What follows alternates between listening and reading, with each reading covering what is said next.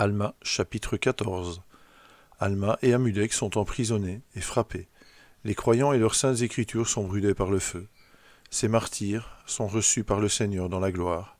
Les murs de la prison se fendent et tombent.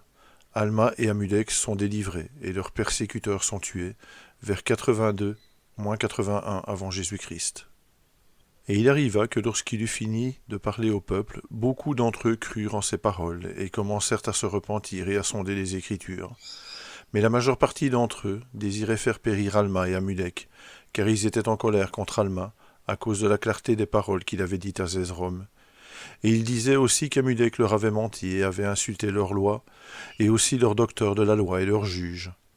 Et ils étaient aussi en colère contre Alma et Amulek, et parce qu'ils avaient témoigné si clairement contre leur méchanceté, ils cherchaient à se défaire secrètement d'eux. Mais il arriva qu'ils ne le firent pas.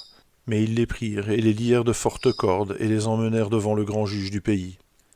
Et le peuple alla témoigner contre eux, attestant qu'ils avaient insulté la loi, et leurs docteurs de la loi et leurs juges du pays, et aussi tout le peuple qui était dans le pays, et aussi qu'ils avaient attesté qu'il n'y avait qu'un seul Dieu, et qu'il enverrait son Fils parmi le peuple, mais qu'il ne le sauverait pas, et le peuple attesta beaucoup de choses de ce genre contre Alma et Amulek. Or cela se fit devant le grand juge du pays.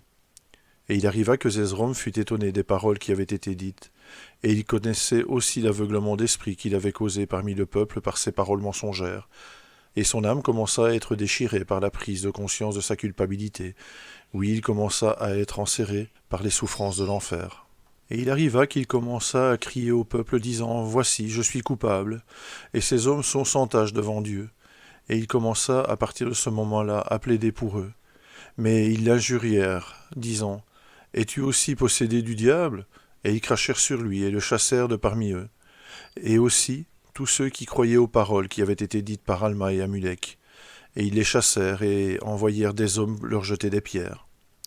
Et ils rassemblèrent leurs épouses et leurs enfants, et tous ceux qui croyaient, ou à qui il avait été enseigné à croire en la parole de Dieu, et ils les firent jeter au feu. Et ils firent aussi apporter leurs annales, qui contenaient les saintes écritures, et les jetèrent aussi au feu, afin qu'elles fussent brûlées et détruites par le feu.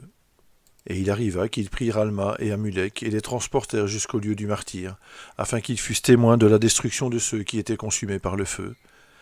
Et lorsqu'il vit les souffrances des femmes et des enfants qui se consumaient dans le feu, Amulek éprouvait aussi de la souffrance. Et il dit à Alma, « Comment pouvons-nous être témoins de cette scène affreuse ? Étendons donc la main, et exerçons le pouvoir de Dieu qui est en nous, et sauvons-les des flammes. » Mais Alma lui dit, « L'Esprit me contraint de ne pas étendre la main, car voici, le Seigneur les reçoit à lui en gloire.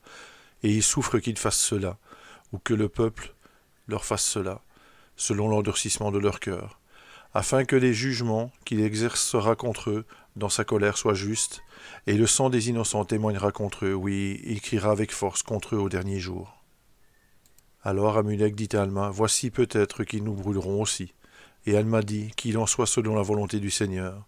Mais voici, notre œuvre n'est pas finie, c'est pour cela qu'il ne nous brûle pas. » Alors il arriva que lorsque les corps de ceux qui avaient été jetés au feu furent consumés, ainsi que les annales qui avaient été jetées avec eux, le grand juge du pays vint se tenir devant Alma et Amulek, qui étaient liés, et il leur frappa les joues de la main et leur dit, « Après ce que vous avez vu, prêcherez-vous encore à ce peuple qui sera jeté dans un étang de feu et de soufre ? Voici, vous voyez que vous n'avez pas eu le pouvoir de sauver ceux qui ont été jetés au feu, et Dieu ne les a pas sauvés non plus, parce qu'ils étaient de votre foi. » Et le juge les frappa de nouveau sur les joues et demanda, « Que dites-vous pour vous-même » Or ce juge était selon l'ordre et la doctrine de Néor, qui tua Gédéon. Et il arriva qu'Alma et Amulek ne lui répondirent rien. Il les frappa de nouveau et les livra aux officiers pour être jetés en prison. Et lorsqu'ils eurent été jetés en prison pendant 3 jours, il vint beaucoup de docteurs de la loi et de juges, et de prêtres, et d'instructeurs qui étaient de la confession de Néor. Et ils entrèrent dans la prison pour les voir, et ils les interrogèrent sur beaucoup de paroles, mais ils ne leur répondirent rien. Et il arriva que le juge se tint devant eux et dit, « Pourquoi ne répondez-vous pas aux paroles de ce peuple ? Ne savez-vous pas que j'ai le pouvoir de vous livrer aux flammes ?»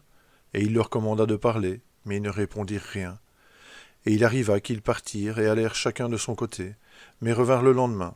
Et le juge les frappa de nouveau sur les joues, et beaucoup s'avancèrent aussi et les frappèrent, disant, « Vous lèverez-vous de nouveau et jugerez-vous ce peuple, et condamnerez-vous notre loi ? Si vous avez un aussi grand pouvoir, pourquoi ne vous délivrez-vous pas » Et ils leur dirent beaucoup de choses de ce genre, grinçant des dents contre eux, et crachant sur eux en disant « Quel air aurons-nous lorsque nous serons damnés ?» Et ils leur dirent beaucoup de choses de ce genre, oui, toutes sortes de choses de ce genre. Et c'est ainsi qu'ils se moquèrent d'eux pendant de nombreux jours, et ils leur refusèrent la nourriture pour qu'ils eussent faim, et l'eau pour qu'ils eussent soif. Et ils leur enlevèrent aussi les vêtements, de sorte qu'ils furent nus, et ainsi ils furent liés de fortes cordes, et enfermés en prison. Et il arriva que lorsqu'ils eurent ainsi souffert de nombreux jours, et c'était le 12e jour du 10e mois de la 10e année du règne des juges sur le peuple de Néphi, le grand juge du pays d'Ammonia et beaucoup de leurs instructeurs et de leurs docteurs de la loi entrèrent dans la prison où Alma et Amulek étaient liés de cordes. Et le grand juge se tint devant eux et les frappa de nouveau et leur dit « Si vous avez le pouvoir de Dieu, délivrez-vous de ces liens, et alors nous croirons que le Seigneur détruira ce peuple selon vos paroles. » Et il arriva qu'ils s'avancèrent tous et les frappèrent, disant les mêmes paroles jusqu'au dernier. Et lorsque le dernier leur eut parlé, le pouvoir de Dieu fut sur Alma et Amulek, et ils se levèrent et se tinrent sur leurs pieds. Et Alma cria, disant « Combien de temps souffrirons-nous ces grandes afflictions, ô Seigneur ? Ô Seigneur, donne-nous de la force selon notre foi, qui est dans le Christ pour la délivrance. » Et ils rompirent les cordes dont ils étaient liés. Et lorsque le peuple vit cela, il commença à fuir, car la crainte de la destruction s'était abattue sur lui.